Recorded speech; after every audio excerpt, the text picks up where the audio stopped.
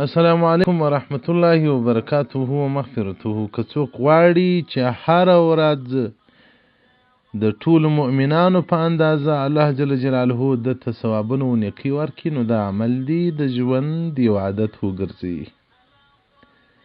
ګوره مسلمانان حساب موږ تاسو ته نه دی معلوم چې څو لکه دي، څو کروړه دي، څو میلیارده دي، څو اربه دي. عن ام سلمة رضي الله تعالى عنها، هذا ام سلمة رضي الله عنها رواية دي. ورسول الله صلى الله عليه وسلم فرمایلی دي: من قال كل يوم، كشهر ورزدع كلمات ويلي: اللهم اغفر للمؤمنين والمؤمنات،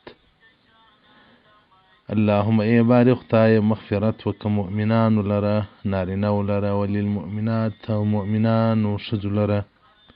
و الله جل جلاله به د هر مؤمن په اندازه د په عملنامه کې نیکي ولیکي. که مؤمنان دوه عربه نیکي بیا عملنامې ته ورسي، نو محترمینو سهار و ماښام دغه کلمات وایست: اللهم اغفر للمؤمنین والمؤمنات. واجب اسانه کلمات دي، سبحان الله.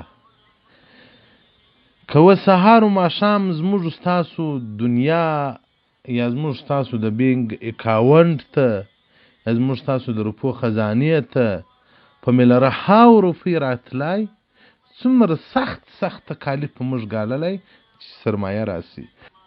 خو د آخرت سرمایه موت ته راځي، خو موږ یې نه کوو. موت ته راځي، موږ یې نه کوو.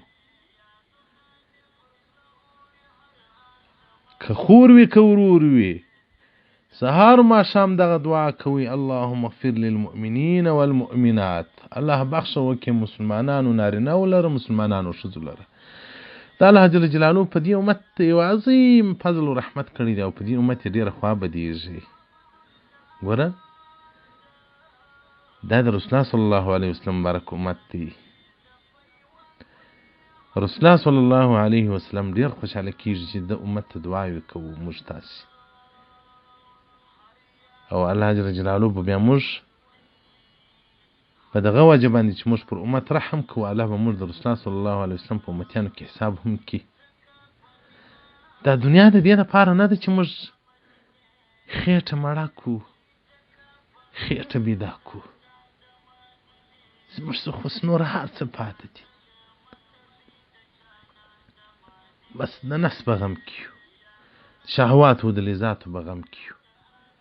دا ژوند د آخرت دپاره یو کښتی فصل دی، په دغه فصل کې به موږ عبادت کوو. حدیث رقم 2650، صفحه نمبر 314، جامع الحدیث جلد نمبر 1. والسلام علیکم ورحمة الله وبرکاته ومغفرته.